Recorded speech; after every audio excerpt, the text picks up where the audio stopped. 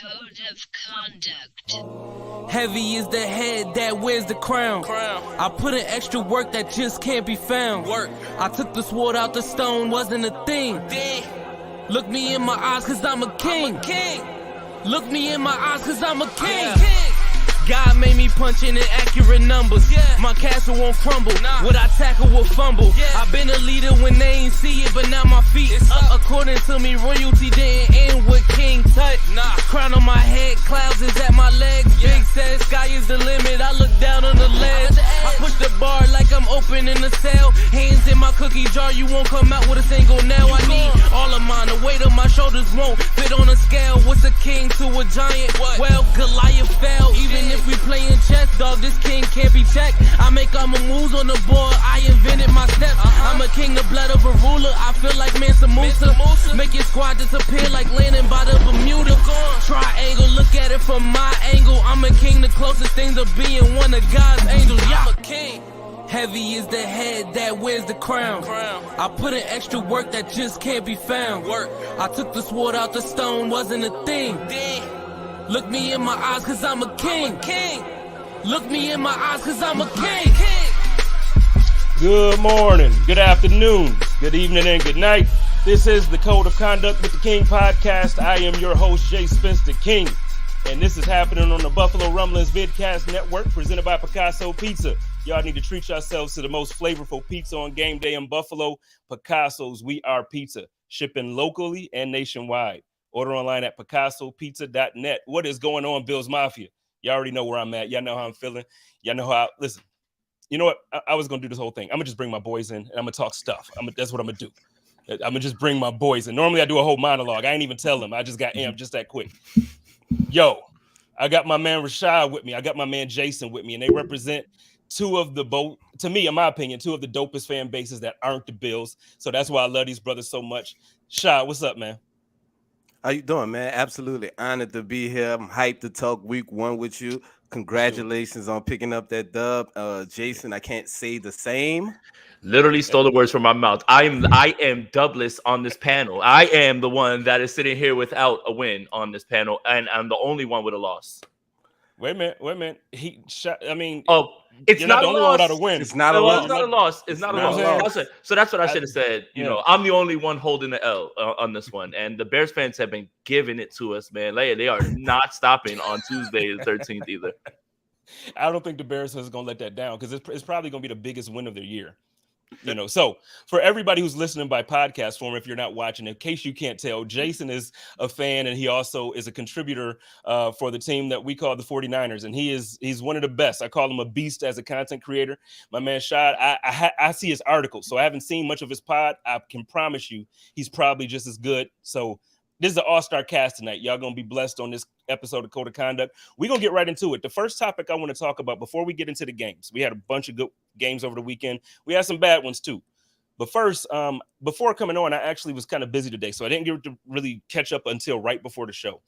And I looked at the Twitter timeline. I'm looking at stuff, and I read this article about Brett Favre. And I talk about everything on the show. I know, like Brett Favre is still football to me, so I'm going to talk about it. So apparently his daughter goes to his alma mater and she plays, I believe, volleyball. He was looking to build the state-of-the-art facility for the volleyball team at his school. Long story short, I'm not going to make this dramatic. He took public funding, or he was trying. I don't know. I didn't thoroughly read the story, so I don't want to say he took it.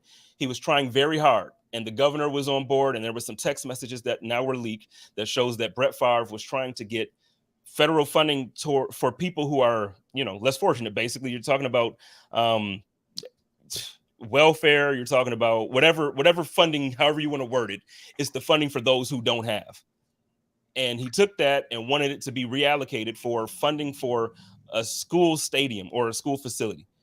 Let's start with Shaad on this, man. How you feel about that?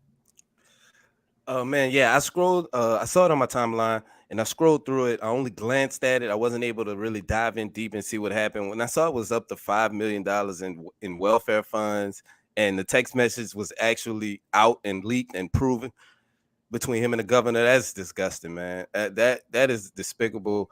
Like, it's not the fact that it's a guy that has made enough money in his career that could have do his own channels, but the fact that the people you're taking this from and the hindrance that you're doing and the damage you're doing to these neighborhoods and to these people that really need this is disgusting, man.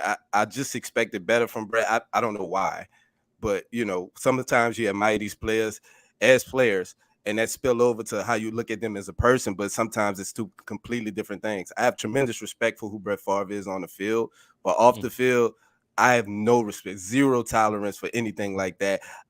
I come from one of those neighborhoods, where my mom was struggling and was on welfare when I was a little kid. So I definitely could relate to situations like this, and I see stuff that happens all the time with corrupt government. But to see it from Brett Favre, man, that's disgusting. Man, you know what? When you say that, and obviously, I feel like a lot of us, and not just on podcasting and stuff like that, but a lot of us we work our way out of whatever situation we were born in, and we work our way. And so, and same thing like you, man. My dad, man. So I got 3 siblings. My father used to ride his bike. I know y'all don't know Buffalo, but he used to ride his bike from work to work from the east side. He would drive all the way over to like Elmwood, and it's basically like depending on the traffic that day, it's a drive. He would ride his bike even in the winter because we just didn't have. So now to see where things, when you hear stuff like that, like this dude, Brett Favre, who has played and had millions and millions and millions. And even if he doesn't have the millions, he's Brett Favre. He could literally be like, you know what, let's have this fundraising event. Let me call some of my good football buddies and my old buddies from wherever, and let's just have a good old fashioned fundraiser. We can raise these funds. And then you choose to do it this way. I'm with you. Lose all respect. He was my favorite. Like he was my GOAT, not best player of all time, but like my favorite player. He was my favorite quarterback before Shaad. Like it just didn't make sense. Jason, how you feel about it, man? Yeah, it's, everybody's fooled by the Wrangler commercials and everything. And I think that you nailed it on the head. You can call some of your football friends. Trust me, you can call favors in from people who aren't necessarily people who play football, who are in football, higher ranking officials. And you could have got that $5 million easy. You could have had some guy perform at a dinner or something like that. The thing is that this has been whispered about for years. And I don't know what has really brought on the aggressiveness of this to be growing as it has, as quickly as it has. Because in 2020, Brett Favre was asked and said, I've never met this governor or never talked with the governor about this. And, the text messages show that that's completely false. So when it comes to this, it's Brett Favre being incredibly selfish and wanting the quickest way to do it. But then in the text messages you read, well, I hear he's like, I can't have anybody know that. Will the media know is what it was one of the things that he was asking. So you knew exactly how this was going to look and how it was going to be framed. It wasn't like, oh, they said it was this or it was this. You're not even going to use that one now because you literally said, can the media find out? And the response back was, I understand that you're uneasy. Strike 2. So that means you on the other side, you get that too. This is a blatant misappropriation of funds that, again, take away from every single person that needs it, man. And it's really, really sad because if this was someone else who wasn't a football player who has the resources to get other people on board to do like a quick fundraising, like you mentioned, I don't want to say that you feel better about it, but it makes you look worse because you literally can do things like that. Some people might not be able to. So again, we have people doing the PP loan thing and like at times people are going to do things like that. But for it to be someone who can raise that money in the blink by just showing up in a jacket and a shirt open, that's it.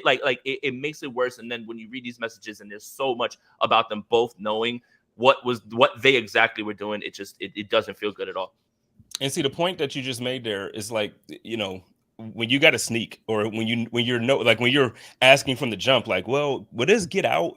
Like I used to know in high school, like if I'm about to skip school or something, like if I know, okay, wait, I cover my grounds. Like, is my mom's going to be at the crib or she go, and that's what he was doing in the text. Like, so is the media going to find out about this? I don't want it to. And it's like, come on, man. Now you've been lying. You've been saying, no, that absolutely didn't happen. I didn't have these conversations. And now it's right there in black and white or blue and white. What, just a screenshot. So whatever. And it's frustrating, man, when you see these type of things. But we can move on. I just had to ask, I wanted to start off with that. But let's get to football.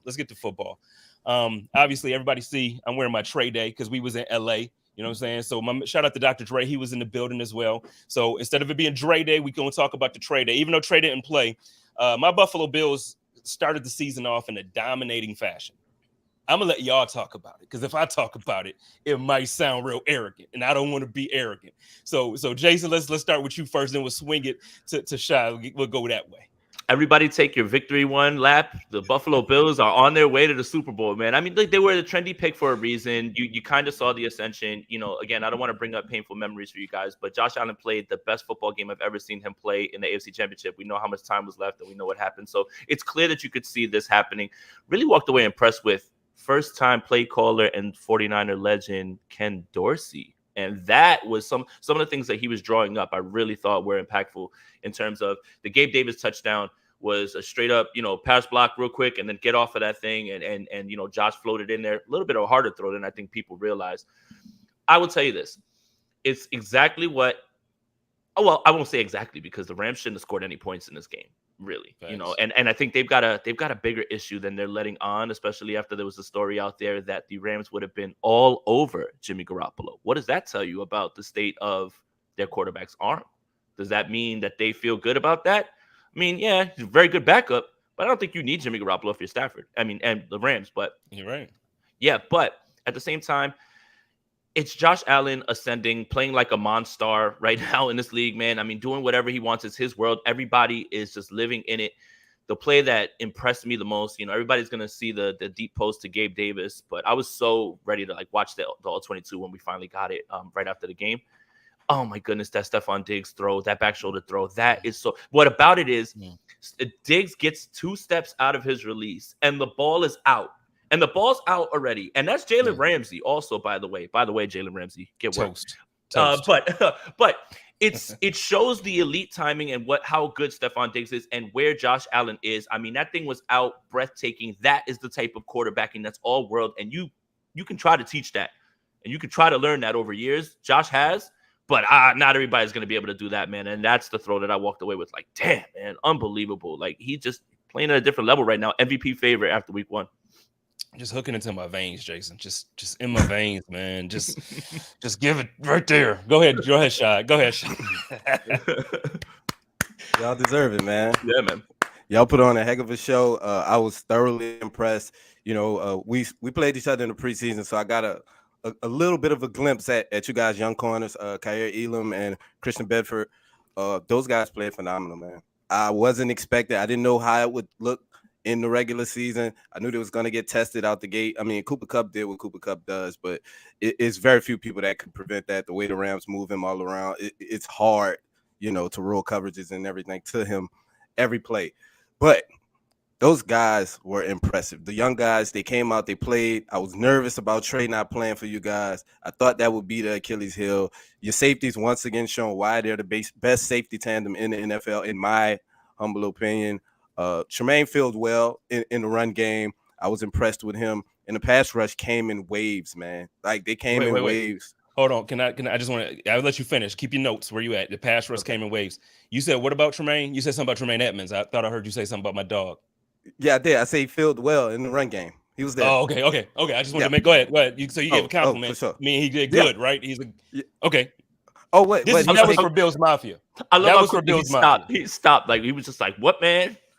Yeah, no. I really was confused. Oh, okay. Yeah, you good. It was a insider because everybody apparently feels like Tremaine Edmonds is overrated. They feel like he's not a good linebacker. They feel really there's a good portion of Bills Mafia who wouldn't mind moving on from him. And I'm like, y'all crazy as all hell. Like, you don't move on from a Tremaine Edmonds at this point of his career. Multiple time Pro Bowl. I'll let you finish cooking. Go ahead, cook. Yeah, I mean, unless there's a clear upgrade, which maybe a handful of people in the entire league. I just couldn't see. I just couldn't see it. But anyway, the pass rush, man. Vaughn was the missing piece. I know that's what he was pegged as being bought in. Along with your young secondary that you guys bought in as well. But Vaughn, he took no boom to the woodshed, man. He beat him bad. He beat him early and he beat him often. Gregory Rousseau making plays. I just love you guys. Defensive line as a whole. The tackles played well, extremely stout against the run.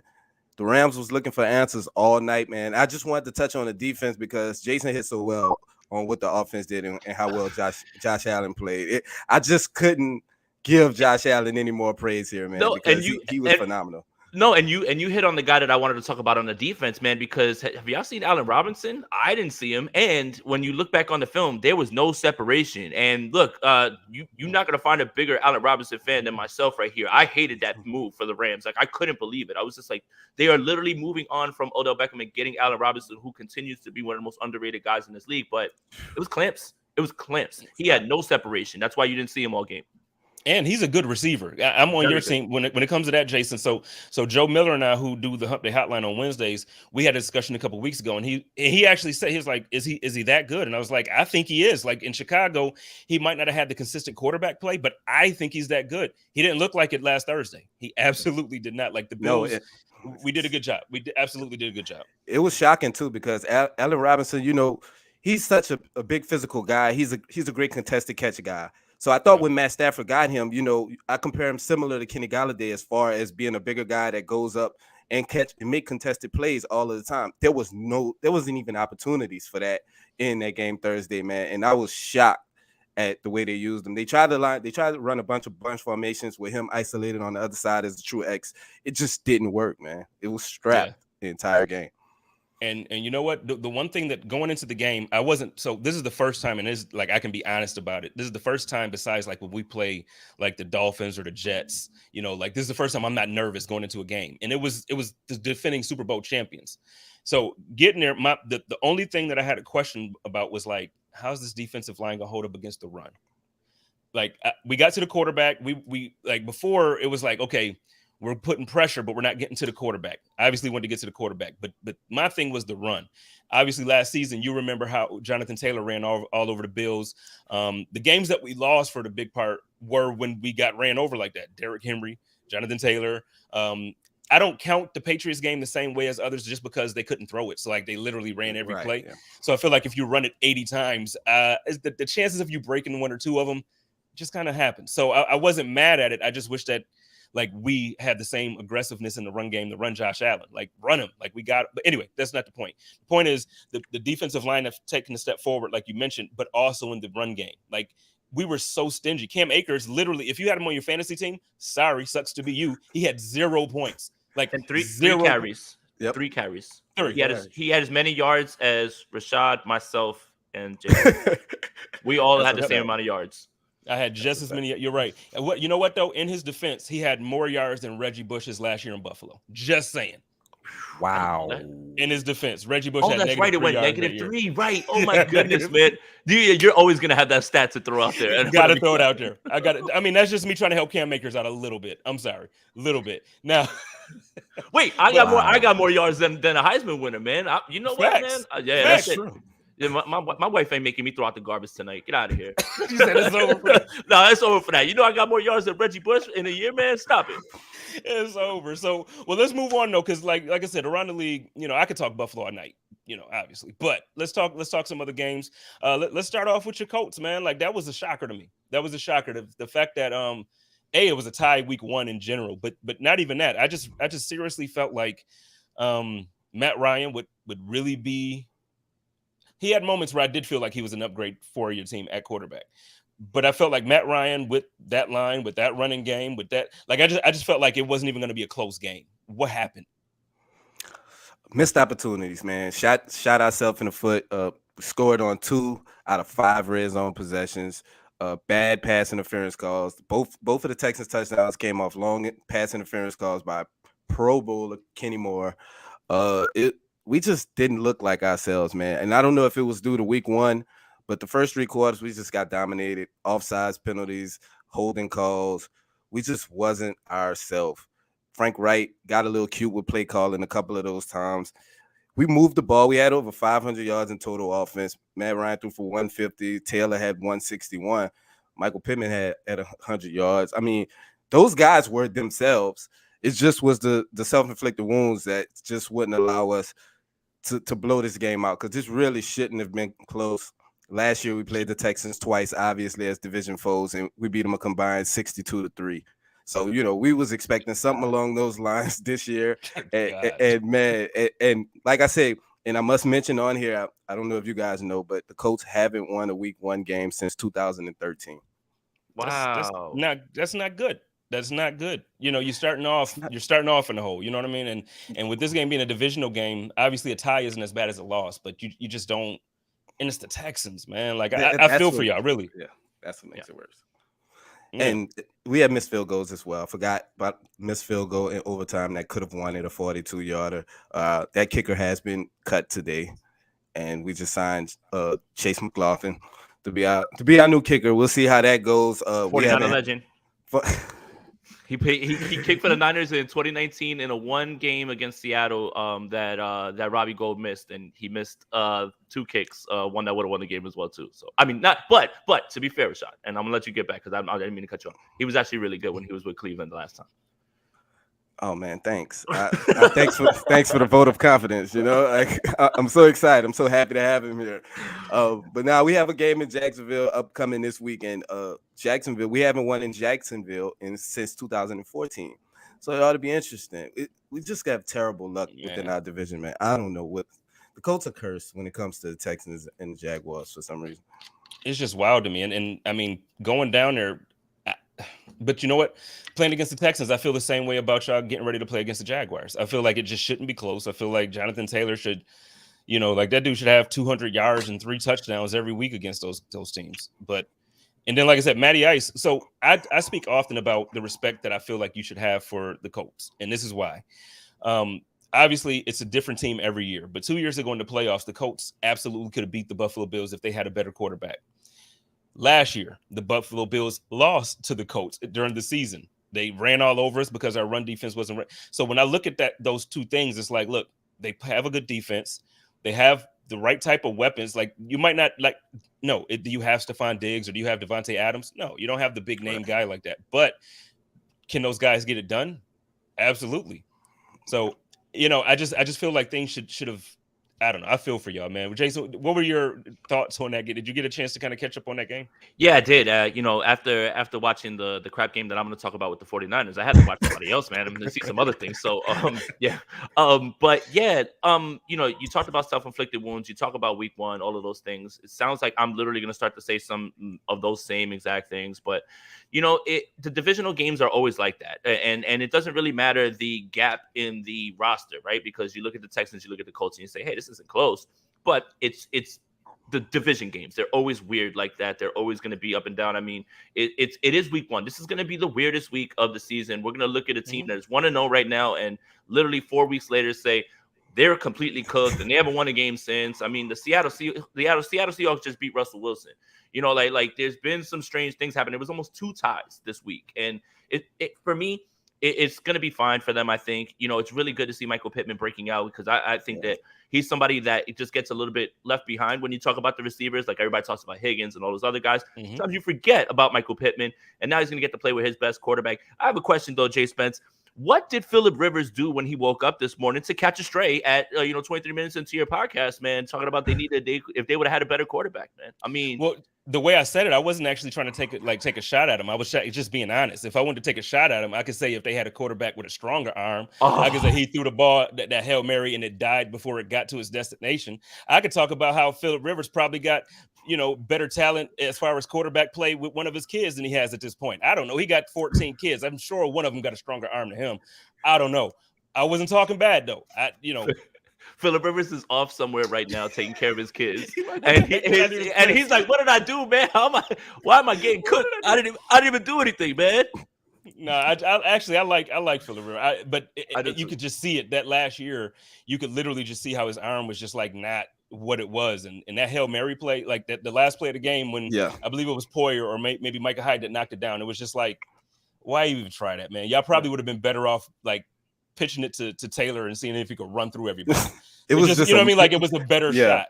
Phillip Rivers that last year was all mental, processing at an elite level. But the arm strength pushing the ball down the field was totally non-existent. Yeah. And the kicker we waved today also missed the field goal in that Buffalo game. Sorry for Rodrigo Blankenship. I like his name. I like his look. It's really cool or whatever. But one thing I'm going to say, the glasses and everything. But one thing I'll say about the Colts is I do really think that they're coached well, and I think that saying exactly they haven't won a week 1 game since 2013, but then you literally talk about how they knocked off a playoff team last year, a team that was in the AFC Championship the year before, played them and almost had a chance in those playoff games. I think you're gonna be fine when it comes to that, especially when Matt Ryan is gonna be just that veteran guy. Like a lot of people give him crap, and I think that he doesn't deserve all of it. And I think that sometimes he gets unfairly bashed. But yeah, I mean, again, week 1. Unless this game boils down to something where you miss out on the playoffs by 1 game, you may look back at this game and say, man, you really should have had that one. But ultimately, I don't think that, you guys should be worried in any way. But it is frustrating when you shoot yourself in the foot, like you said, Yeah, it's just incredible to me. Like, it's not even just the shooting yourself in the foot part, because you're right. Like, the team is well coached. The team is well, like, they have everything set up. The thing is, it's the luck. Because I honestly, I feel like he just mentioned with the Texans, there's just no way possible. You look on paper and it's like they don't lose to the Texans. You just don't imagine that. They don't imagine tie into the Texans. It's just luck. Because there's nothing that you're going to make me believe that they out prepared the Colts. It's literally the luck, Andrew. Yeah. Luck.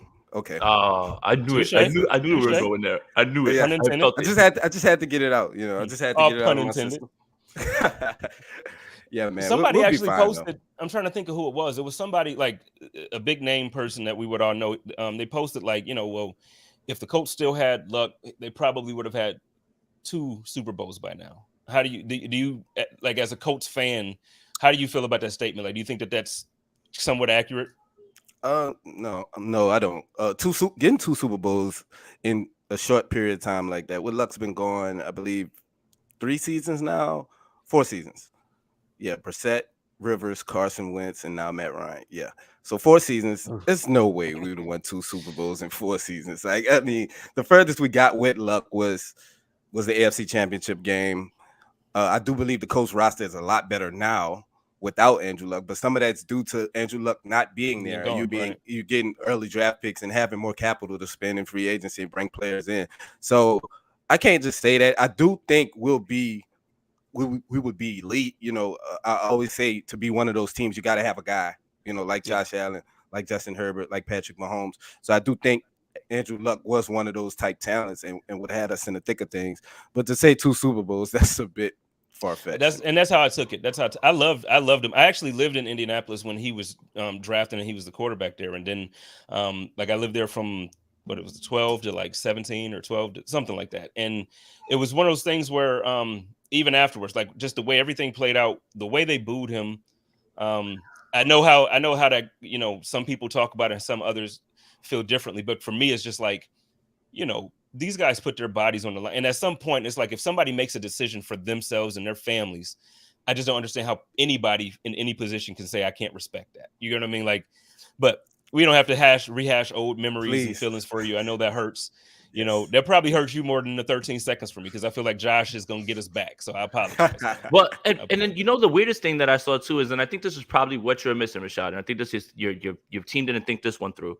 Had to be a ghost game. Where was T.Y. Hilton? It's so strange to not see T.Y. Hilton put up 200 yards on the Texans. I'm watching the all 22, and I'm like, where's T.Y., man? It's literally and literally. Remember, he showed up the one time with the clown mask. He would give them the work every single time that he was out there, man. So it's a little jarring to not see T.Y. out there. T.Y. is the owner of NRG Stadium. I mean, like it's set. He's a top 5 receiver in NRG Stadium history. So just to show you how ridiculous that is, he's top 5 in that stadium in total receiving yards, including Texans players, by the way. You know how annoying of a stat that is? Like, if I can relate that to Bills. So for Bills fans listening by pod or people that's watching the show, you know how annoying of a stat that is? That's like how Tom Brady had more wins than any quarterback in Bills Stadium up until recently when Josh overtook that. For a long time, I'm not talking about Jim Kelly. I'm talking about like since Jim has been playing, he had more wins in our stadium than any of our quarterbacks. And it was just, dude, it was so frustrating and annoying to even think that could possibly be a stat that made sense. But it made sense. I never knew that. He destroyed us. Wow, they destroyed us, man. They destroyed us, and it just ain't even cool. 17 years. It ain't like that now, though. Oh no, it's on. Oh no, it ain't like that now, though. They had a poor showing. Ooh, we're gonna get there. Let's talk about your team first, though. We're gonna get there. So y'all have now. We can make it brief if you'd like. No. It's cool. It's cool. So the Bears and the 49ers played in the Monsoon, and it was not good. It was not good. I texted you before the game. I'm like, man, I just hope y'all get out of there healthy. Like, I didn't care about which team won or lost. To me, it was like, get out of there healthy. Mm-hmm. Let's talk about your team. Yeah. I just wanted both teams to have fun more than anything. And it didn't look like they had fun. Like, football in that weather is never going to be judged properly. You can never walk away with any real evaluations, and you're always going to have to factor that in when you think about that. Having said that, and I'm just going to start with the quarterback because that's what everybody wants to hear about. That's what I expect from Trey Lance when it's a dome, when it's 100 degrees, when it's 70 degrees, when it's not raining, anything like that. Like, that's what you're going to get, at least in his first year, while you wait for the development to happen. And, 49er fans have kind of tricked themselves a little bit by saying the right things all offseason, but already jumping out the window from the preseason. And then, bringing back Jimmy Garoppolo's got all those people like, oh, they don't trust. That's a whole other subject. But what you saw from Trey Lance is really what it's going to be going forward. And that's it. But 49er fans told themselves, we're ready for the bumps and bruises. We want to go through the development. Yeah. Y'all are not taking this well, and it's only game one. It's not going well so far. So again, a lot of those people said those things, but this is what you should expect going forward. What you also should expect is that Kyle Shanahan is going to be exponentially better going forward, because in week one, wrote a long article on Niners Nation, SB Nation, shout out. It's every single first week that he's had as either the offensive coordinator for Houston, Cleveland, or Atlanta, and the head coaching, the head coach of the 49ers. He's won a few, but he's lost more than he has. And it does. And the one thing that's always there is the offense comes out flat, check. Penalties, check. Mm-hmm. And the team doesn't respond when something happens. Check, check, and check. And it's starting to become more of a trend than anything. Now, having said that, it is only week one. And I'm going to reiterate what Rashad said. It's week one, but it's going to be better going forward because Kyle Shanahan still had guys running wide open. Trey Lance made the microcosm of how Trey Lance is going to develop are literally two plays. There's a throw in between three defenders that is an over route close to the sideline that he layers right in there. Thing of beauty. Then there's the tunnel screen to Deebo Samuel, and he throws it at his feet. That's what it's going to be. That's what it's going to be. And you'll get your deep shot like you did to Juwan Jennings. That'll happen. But one more stat that I'll throw out, because it shouldn't be all panic land. I think the 49ers are going to be fine. I think Trey Lance is going to be fine because, the coach gets guys open regularly. There's guys always running around open one way or another. When the 49ers or Kyle Shanahan, I should say, have ever been successful in any way, it's been 4 seasons. RG3's first season, they were 26th in passing attempts for obvious reasons, right? RG3 and Alfred Morris, they ran the ball very well, right? Okay. MVP season for Matt Ryan, they were 29th in passing attempts, and they were 3rd in passing yards. 2019, for the 49ers, they made the Super Bowl, 29th in passing attempts. And fast forward to this past year, 29th in passing attempts. A lot of people have it in their head that they think Kyle Shanahan wants to throw the ball down the field more. He does, but he doesn't want to throw the ball more. And that's what you're going to get. And I have predicted that this is actually going to drop now with Trey Lance, because you're going to see some things where he moves out of the pocket and he's not going to throw the ball. He can move his legs. They have some design runs. But this is just what it's going to be. And I know 49er fans aren't listening, but it's too hard to walk away. And it's so easy, so much easy content being thrown out there to just rip on Trey Lance. It's literally like, he's trash. That's it. And you're going to get your clicks. You're going to get your views. We're going to find out in 2-3 years what he really is. And I don't think that week one changed my mind either way of what I think he can be. I think that the thing is, because now it sounds like your fan base is reminding me of what Bills Mafia was. And it sounds like, obviously, you go through the years of the EJ Manuels and the Jeff Toole and whoever, I literally can name 20 quarterbacks, Nate Peterman, you go through these eras. I don't even want to call them that. And fans start to, you get jealous. Some of my closest friends are Packers fans. And I used to be like, man, I can't say it on air, but y'all went from, Brett Favre throwing the ball to Aaron Rodgers, man. And I used to be jealous. Like, why can't I get a quarterback that can throw it 40 yards on a dime and on a rope? Then you watch a team like, again, Shaad's team goes from Peyton Manning to Andrew Luck. And it's like, I'm living in Indianapolis. And it's like, what the hell, man? Like, I can't get an Andrew Luck in Buffalo. We get EJ Manuel. I remember a play, man. And I was just talking to somebody else about this. I forget either if it was on the show or just in chat, but I remember a play where E.J. Manuel like threw the ball to Sammy Watkins. He was wide open in the end zone, and he overthrew. He caught it. It was a touchdown, but he overthrew him so bad that he sprained his MCL. Like he jacked his knee up on a touchdown play where he was wide open. That's what we had. So it sounds like 49ers fans are now like, we want a Josh Allen type dude. We want to see Patrick Mahomes right now. And it's like, look, y'all got a guy in Trey who doesn't play the quarterback position like everybody else. But even when he develops. Well, yeah, I'm sorry. Let me get this one point off. You got it. Because it's like even when he develops into the guy, I think he's going to be a star. Mm-hmm. I don't think he's going to play it in the traditional way that people play quarterback. And because of that, you're going to always have the naysayers that's going to say, well, Trey isn't this. I think he's going to be a star, man. So like I applaud you for sticking to saying like, look, 2-3 years and nothing changed my mind from week 1 or last year and the 2 games he started, nothing changed. Like this kid is amazing. So go ahead. I just wanted to get that off because it's crazy. That's what 49ers fans have done. They've kind of latched themselves onto that. But I have warned them a little bit about that because what Josh Allen is doing is otherworldly. And the 49ers don't need him to be Josh Allen. I think that the example that the Bills would provide is just the patience. Like, what if the Bills say after 1 year, you know what, man, he's airman and throws. We got to get him out of here. We can't. No, you stick with him.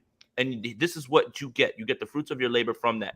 He doesn't need to be Josh Allen for them to win Super Bowls. They're going to be well coached. They've got a loaded roster. But if I could say that he's anybody, like he might be a Donovan McNabb type. I think. Mm-hmm. And a lot of people are going to hear that and say, oh, my God, you traded up to 3 and got Donovan McNabb. But when you factor in how Kyle Shanahan's offense is going to be, how they're going to be able to run the ball, if he can make timely throws and make some off-script throws for him, the team's going to be fine. He doesn't need to be Josh Allen, but they need to follow the patience that the Bills showed with Josh Allen more than anything. Okay. I know you know your fan base. That bothered me, the way you said that, because, like, I don't know. I just can't see – you know what? I'll move on. You what? Talk. No. What? No, I mean, well, no, because just the way for people to look at it that way. Like, I just feel like, Donovan McNabb he's an amazing player. Like, no, he didn't win a Super Bowl, but if they had an issue with that, and then I'll take it a step further. The problem, part of with your fan base, I feel like, is when you have a George Kittle or somebody else on an interview saying he reminds me of a Josh Allen. Stop saying that, man. I hate it. But. I'm just saying him. I hate. No, him. I know, but I mean, it's an issue because, like, yeah, he may have certain elite traits that you see that's like Josh could do that, but the issue with that is it sets those expectations now from the fan base, like, oh, we got a Josh Allen dude. So now when he comes out week 1 and he's not throwing 400 yards through the rain, it's like, oh, this isn't, and then there's a disappointment. But Donovan McNabb led his team to the Super Bowl. Donovan McNabb. Okay, whatever. Go finish your point. You got it. That's crazy, man. You got it. Look, they shot themselves in the foot. Obviously, the weather was a factor. Justin Fields made plays on busted coverages, and they penalized themselves over and over. They extended drives 5 times on 3rd down. 5 times. I don't care if you're playing a high school team. I don't care if you're playing a college team. It is hard to win football games, and I hate using that cliche because it sounds like older analysts, hard to win football games when you don't score points and run the ball, like that type of thing. But it's true. Like, you can't do that over and over. So yeah, it's a little bit of a trend, but not worried, man. I mean, the all world beater Seattle Seahawks are next. So, well, one more question about it then, because I feel like now we're probably going too long on your squad, but it's like, I don't feel like it's too much. Like, even if he's a runner, say he's a runner for the rest of his career, I think one of the things that to me that's so unique about Lamar Jackson is the fact that he can throw it. Yeah, he can be a good quarterback if he needs to be, but he's also a beast that the NFL really can't figure out. And I know people want to say, oh, we figured him out. Nobody figured out Lamar Jackson. Oh. If he didn't get injured last year, they probably still would have made the playoffs, and the Bengals wouldn't have made it. And the Bengals wouldn't have, you get what I'm saying? Like, they're a better team than the Bengals. It just is what it is. So I don't know. I just look at all of that. And when people have an issue with the way the game is played from the quarterback position, when it's not, the only way you win is if you sit in the pocket. Well, that's not how Lamar won that year when he won MVP. That's not how I saw years where Vic was the most electrifying player in the league. Now, we're talking Super Bowls. It's a difference. I get it. But I don't know. I feel like we're going to see a trend where things are going to be changing soon, where guys are going to have coaches like a Shanahan. Guys are going to have coaches like a Sean McDermott who will give their players the freedom and know how to use their players in the right position. Let's move around. Let's talk about this. I want to get to my division real quick. This New England game versus the Miami Dolphins. Did either of you get a chance to watch or catch up on any of that? I saw part of it. I saw a good bit of it. I saw the New England's offense look terrible. I did see that. That's what I want to talk about. Okay. Yeah. That's exactly what I want to talk about. So let me get your perspective of what you. So when you watch that offense, what do you think about Mac Jones led New England Patriots? I think the it was always going to have to be Mac Jones taking a step for that offense to be better after losing Josh McDaniels and going to Matt Patricia as a play caller. If that's even who's calling the plays for sure over there, but not bringing in a real offensive coordinator to replace Josh McDaniels, I knew it was going to be a lot of pressure on Mac Jones to take another step. And evaluating him as a player, I thought Mac Jones was pretty much who he was last year. I think that's who he's going to be. Of course he's going to get a little smarter. He's going to be able to process a little bit quicker, but the arm talent is the arm talent, and the limitations is the limitations. I don't think with those people around him, he's going to be able to produce at a higher level without elite play calling, without elite schemes, without an elite situation to drop him in. He's going to be minimalized. I just believe that. It's just incredible to me because, when you hear a Belichick coach team, it's like you obviously, because of his years with Tom Brady, you just have this assumption that the Patriots are always going to be the Patriots. And you get Cam, okay, we can still hopefully kind of make the playoffs. Then you get Mac Jones, you come and you make the playoffs, and it's like, yo, this kid can be good. And now it just looks like it just looks ridiculous. And I saw my man Sal. I'll get Jason's perspective on this while I'm looking this up. My man Sal Capaccio from WGR 550 in Buffalo, he posted a stat about Bill Belichick's coaching career prior to, during, and after Tom Brady. And the thing is, I feel like we maybe have overly given Bill Belichick credit for Tom Brady's offense and the way the team is. I do think he's a good. I'm not going to be that guy and now be like he's a horrible coach. I don't think that. But the way it's like we immediately just was like, nah, he won all these Super Bowls with Tom Brady. He's the GOAT.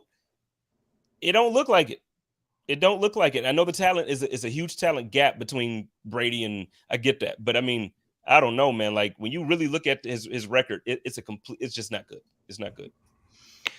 The Josh McDaniels thing is way more interesting than I think people want to talk about. I mean, because handing the keys over to Joe Judge and Matt Patricia, no disrespect to them, but we saw some elite play calling from Joe Judge in New York last year. Remember 3rd and 15 on the 7 on their side of the field. They ran a QB sneak. I mean, that's the type of stuff that you can't find out in the streets. Here's the thing. What scares me a little bit more is I don't think that Bill Belichick is in control of the offensive personnel. What I mean by that is you didn't really upgrade the weapons. Now Kendrick Bourne is buried on the depth chart. He was probably their best receiver last year. You're ready to trade Nelson Aguilar. You threw the bag at him as well, too. You paid both those guys. So Damian Harris and Ramondre Stevenson, obviously this offense wants to do things, get the ball out quickly, check it down. I think everybody knows Damian Harrison is the first early down guy, and Ramondre Stevenson would be the guy who is going to catch passes. No. Damian Harris ran 15 routes, and Ramondre Stevenson ran 2. It's like, are you guys doing this right? Are you handling your personnel right? Are you putting them in good spots? And how much does Bill have his hand in that offensive side? Because for me, from the outside looking in, and somebody can correct me, I would just say he just cares about the defense and all the little things about the team, like, the coaching aspects, clock management, all those things. Just staying away from the offense, though, and handing it over to Joe Judge and Matt Patricia, scary business, man. It really is. And again, their coaches, I don't want to disrespect them at all. I actually watched the coaching clinic with Matt Patricia. I think he's a better coach than I think people gave him credit for. He's just not a head coach, right? Like, he's not a head coach. He's not a head coach, like, at all. Like, people can be coaches in this league, but not head coaches. But to turn this over from Josh McDaniels to these two guys and tell you that it's going to be one of these two guys calling plays, like they're going to flip a coin and say, all right, Joe, go ahead, call one. All right, now you call one. Where's the continuity going to come from? There has to be some sort of sequencing, and what does this game plan look like? So yeah, week 1 was not good for them. By the way, Miami's pretty good too. Let's just say that. Yeah, no, and we're going to talk about them. But before he's 71-80 and 151 career regular season games coached with someone other than Tom Brady as a starting quarterback, and it's just, I mean, I get it. You link up with the GOAT, and your numbers are amazing. But I mean, we might need to reevaluate the conversation of saying he's the greatest coach of all time. But let's flip sides. Let's talk about that Miami Dolphins team. I still think that they're not going to be as good as the fans hope, and the reason being is because of Tua. He's still dink and dunk Tua. He's not. The thing is, I don't wish injury on anybody. So I'm not saying this to say I think it, like, oh, this is over. I think what's going to end up happening is, though, Tyreek Hill isn't going to be able to play the way he was playing in Kansas City. If you watched any of that game, you realize how physical he had to play in order to get every single yard that he got. It wasn't he wasn't catching the ball with space and then running for 40 yards down the field. He had a couple, I'm not saying like there was none, but he had to go and basically catch the interception out of the guy's hands. You know what I mean? He had another play. Very physical. I don't think that he's built to take on that Deebo Samuel role. That's just me. And that's how they played him. Right. And I think that a lot of people have fallen in love with that portion, right? And even with Deebo having 8 carries because Elijah Mitchell's going to be out 8 weeks, he's not going to be able to sustain that himself either. And it's like you're paying him to be a part of the offense for the entire time. But for the 49ers, it's out of necessity. With them, I don't necessarily think it should be out of necessity. I mean, I think that they didn't run the ball as well as I thought they would, because that's Mike McDaniel's thing is creating angles. And he's setting a new tone there, setting a culture there. I thought what he said after the game was really cool. I have a lot of respect and love for Mike McDaniel. We call him Logic over here in 49ers land. But he's such a nice guy, man. He's always been nice. We met him in India at the Combine, and he was like, he's just like the nicest guy. But yeah, I think that it doesn't have to be that. It has to be what they're doing. They're going to play good defense like you saw. They're going to run the ball. He's going to try to duplicate what the 49ers have kind of done, while he was there. So I think that you're right, but I don't like that everybody's trying to just find Deebo Samuels now, or try to utilize guys like that, because now you're just asking to put your best players in harm's way. Even I don't want them to do that with Deebo Samuel at times. Well, I mean, it's like you're right. You don't want them to do it with him at times, and now you just want to kind of create these guys to do it. But it's like not everybody's built like Deebo. And I don't even necessarily just mean physically. Not everybody is Deebo. Like there's a certain skill set that man has that is not even just about his muscles. Like the dude he's special. Deebo's special. I don't know, man. I don't know. We don't have to stay too much on them because I could care less really about the division. It's ours. I trust Mike McDaniels to be able to figure out, especially the run portion of that offense. With his history. I just think with Tua, though, again, the ceiling of that offense is limited. I speak so much about having one of those guys. Like I think I didn't get a chance to say anything about Trey Lance, but I think Trey Lance definitely has everything it takes to become one of those guys. But the 49ers does have to wait it out. They have to be patient with him, have to see the process through. People was calling Josh Allen all kind of names after his first 2 seasons in Buffalo. And look what he developed into, a bona fide superstar. I think Trey Lance has that same type of ability, but he has to put the work in. It has to be a development process. And first-year quarterbacks under Kyle Shanahan, they don't do the greatest. I mean, it's a real offense that you have to get accustomed to running. It took Matt Ryan a year. He looked rough his first season under Shanahan. Look what he did his second year. He was an MVP. It just takes time, man. It just takes time. I promise you, having one of those dudes is worth it. And I got sidetracked talking about Trey Lance being one of those dudes because Tua's not one of those dudes, in my opinion. Yeah. So, that's what I think. I think that offense is going to rely on a lot of quick game and getting the ball in Jalen Waddle and Tyreek Hill's hands and hoping they have a lot of yak opportunities. But I think they have to find a way to have a role for Mike Gesicki. If they don't, it's a waste of a weapon. Mike McDaniels is more than capable enough of creating a way to use him. I think it's just literally wasting a guy, having him sitting on the bench. But to your one point, I will say, and I'll say this to Dolphins fans, I'll say this to whoever, if the Miami Dolphins had Trey Lance, I would be more concerned, more concerned. Yeah. I'm not worried about Tua. They have a lot of talent on that team, tight ends, wide receivers, running backs, offensive line, defensive line. Like there's talent up and down that roster. Until Tua shows me that he can win a game, I'm not worried about them boys. So let's move on. We had a couple games that I did want to touch on before we go. We got about 10 minutes, not even the full 10 minutes left. We're going to get out about 3 to 5 minutes early. My man Jason has a dope podcast. So if you is it live tonight or are you pre-recording? No, it's live. Yeah, it's going to be live on my YouTube channel. Yeah, appreciate you, man. So if you all want to get out of here once we end this and head over and check him out, and then I'll also let Shaad plug his here in a moment. Check these guys out. Go follow them on Twitter. Follow them on Instagram. They have amazing content. Like I don't. Well, if you're listening, I don't really push people unless I believe that they're solid. So these are my guys, and I mean that. So let's talk real quick about the game last night. At the top of the show, we talked a little bit about how Russell Wilson went back and lost to the Seattle Seahawks, and that's just not something that should happen. I don't blame him though, and I'll tell you why. there were 2 possessions where, however it happened and why they happened, he got his team down to the goal line and their running backs fumbled the ball on the goal line. All right. So they ran the ball these times at the one and they fumbled instead of. Oh, Instead of sorry, I at had the to get Super that. Bowl? I had to get that shot in there. I Yeah. had to. All pun intended there. All pun. We're gonna take that one. But the thing is, but you can't tell me if those 2 possessions didn't end with fumbles on the 1 yard or in the end zone. Like nobody would be talking about Russell Wilson as a failure here. And then even, 4th and 5th, I want my coach to be like, yo, go make that happen. You can't.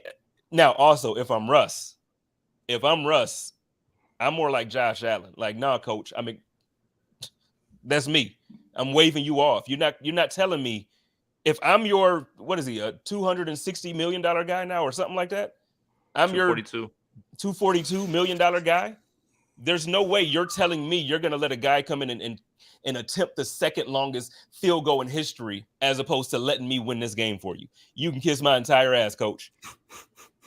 Sorry, SB Nation. Yeah, forgive me for that. I edited that out on the pod. Sorry. Y'all can kiss the entire ass. And, Nathaniel Hackett, he went to the podium and said, yeah, we probably should have went for it. Thanks. Cool. Real cool. It's like $242 million just to get your kicker in position. Yeah. Well, in hindsight, everything's good in hindsight. But at the same time, again, if you got this guy here to change your culture, to be a franchise guy, put it in his hands, man. Like, it's 4th and 5. Horrible clock management at the end. Like, didn't even take a timeout to talk about it. They waste 30 seconds getting up to the line, then call a timeout. Horrible. If you're going to do that, then might as well just go and let the play happen right there at that point. But yeah, it's obviously the fumbles. Shout out to Geno Smith, man. I give him a lot of props for playing well, man. Like, he's been waiting for his time for a long time. He's had some unfortunate things happen in his career, so shout out to him. But really happy for Javonte Williams. Had a really good game, and huge game. That's just one of those games. Again, you clean that up, but Nathaniel Hackett is the one that kind of has to bear the brunt of that. But yeah, you can't win games when you're fumbling the ball at the one. Yeah, and like I said, I don't blame Russ. I think they're going to be fine. I think they're absolutely going to be fine. Before I swing it to Shaad, I know Jason, like I said, you got to get on out of here. Why don't you go ahead and plug your show, plug your network, let everybody know where they can find you and what you got coming up, and good luck this season, man. Appreciate you, man, and I feel terrible that I have to go, man. But this little one, I don't know. You probably heard her yelling in the background, man. I gotta get this done, man. Like, you can follow me, Jason Aponte 2103 on Twitter. Jason Aponte on YouTube is where you'll find my content. But yeah, Niners Nation and Niners Nation podcast is where you'll find all my other stuff. A lot of work going on right now, but just happy to be a part of the team now. And thank you again for your kind words as always, bro. It's all love, and I feel the same way about you and your content. Rashad, very nice to meet you, my man. I wish we would have met up in Vegas as well too. And I'll see you at the combine, man. Let's link at the combine, man. Yeah, there you go. Let's link at the combine. So let's do it, man. Yes, up. Appreciate you, Jason. All right, man. All right. So, ladies and gentlemen, go follow my man Jason Aponte with Niners Nation. He does the damn thing. I'm gonna tell you now. Shaad, let's he talked a little bit about the coaching and all of that stuff. Let's talk on the flip side now. He mentioned our guy Geno Smith. Now, Geno Smith was a 2nd-round pick for the New York Jets when Rex Ryan was coaching, and that was the year of EJ Manuel for us and all that stuff. And he just didn't look like the guy. He's been a good backup out there in Seattle, and now it just looks. He came out, man. He looked like a good quarterback. He started the game off. I think it was like 12 for 14 or something like that. Yeah. And so, what are your thoughts on how Seattle season may unfold? I know it's way too early, week 1, but judging from last night, from Monday night, what do you look at when you look at this team? I think Geno Smith pretty much validated Seattle's claim of not going out and get a quarterback. Everybody was looking at Seattle before the season, this offseason, saying, what are they doing? They're letting this guy go. They're not sending anything. They're not pursuing Baker enough. They're not making any moves. And Pete Carroll stood firm on saying they were fine with Geno Smith and Drew Lock having a quarterback competition. I thought it was BS, but maybe it was on to something. Geno Smith beat Drew Lock out fair and square. He looked poised, man. He looked poised. He looked comfortable in the pocket. That's something I haven't seen from him in a long time. I was a big fan of him coming out of West Virginia, bro. And I thought sky was the limit for him. He's finally starting to look like that guy, that we saw in college that just had the sky high ceiling. Now, I know at this point in time, he's pretty much just a placeholder until Seattle gets whoever they're looking for. But you never know, man. Maybe he can solidify himself as one of those top backups in the league that stays around for a long time, man. Because this Seattle offense as a whole has some pieces, but as a whole, the offensive line, I just don't think they're going to hold up. You know, that was one of the reasons Russ was Mm-hmm. requesting out of that place in the first place. I think the skill position players are good. I love Lockett. You know, I like Metcalf, Rashard Penny. You know, they have talent on the roster. And They added Noah Fant. Yeah, you're right. Yeah, they added Noah Fant, and they chose to go almost the reload route instead of rebuilding. They could have just tore it all down after the Russ trade, and that's what I was expecting. But it seems like they want to hold on to some of those guys, man. I heard they were shopping Lockett this offseason. Nothing came of it, so they decided to hold on to him. And they're loaded. If they can just drop a quarterback into that situation and patch a couple of pieces along the offensive lineup, they can be something serious, man. Okay, all right. I mean, I'm hoping that they can, just for Geno's sake. I root for guys that have a tough time throughout their careers and they don't look as good as, you know. So yeah, no, I'm absolutely rooting for those guys. I hope that they can do something in that division. I know Jason wouldn't want to hear me say that, so I'm glad he's gone already, because you know them 49ers, they don't fool with them Seahawks. But so look, let's get on out of here, man. Why don't you plug your show, plug your network, let us know what you got coming up, anything that you want us to check out, any articles or anything, and then we'll get on out of here. Yes, man. Stampede Blue, the official Colts site for SB Nation. Just signed the contract with those guys 2 weeks ago. Just did my first article that should be out tomorrow. Just recorded the first episode of the podcast that dropped today, the Saddle Up Show with Shaad and my co-host Destin. You know, man, Stampede Blue, man. If you're looking on any podcasting site, any place you get your podcast from, just go to type in Stampede Blue. You'll see the Saddle Up Show with Shaad and Destin. Visit Stampede Blue, www.stampedeblue.com, man. And I'm just so humbled to be up here with my guy, Jay Spence. Met him at the draft and been a big fan of his ever since, man. Well, I appreciate you. I knew who you were prior, and I've been a fan of your work, and I meant it when I said it to you. Yeah. Any way I can help support you and your team over there, man, just reach out, let me know. Is always always. We enjoyed ourselves at the draft. I can't tell y'all everything that happened at the draft. I was about to say, man. Hey, man. Hopefully, I see you either at the Senior Bowl, Combine, or at the draft. I'm gonna be at all three, so let's get it. I'll be at all three. Okay. Yeah, and especially the Combine, because I got to get back to Indy. You know, like I said, it was my second home for a few years, so I got to get back and see some family out there. So used to be over in that Keystone area, so got to show some love to my people over there, man. So look, y'all know how we do it over here with Buffalo Rum. Oh wait, before I go, see, I'm slacking, I'm slipping today. Buffalo this weekend, it is the week, like it is here. We have the karaoke party this Friday night at 8 p.m. It is the official Bills Mafia karaoke night. We're going to be partying. I'm going to be singing. Joe going to be singing. I'm going to be rapping more so than singing. But all these, everything that we make that night is going to the Good Samaritan Church in honor and memory of my Aunt Pearl. Please, please, please get your tickets. There's still a few left. It's not a ton, but there's a few left. If you didn't get a chance to get the raffle, go ahead and jump on this raffle. We're giving away a lot of good stuff. I can't even go through all of them because there's so much stuff to give away.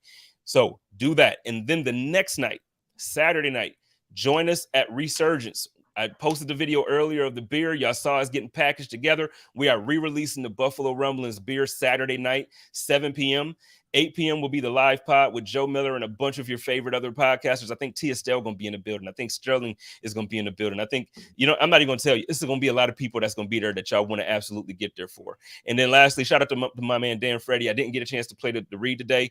Call my man, Dan Freddy. He has the best barbecue in town, and he has the best, you will need a bounce house for a party. Give my man a call. Love y'all. Take care of each other. Love each other and live in peace. And as always, stay positive. Test negative. Go Bills. Code of conduct.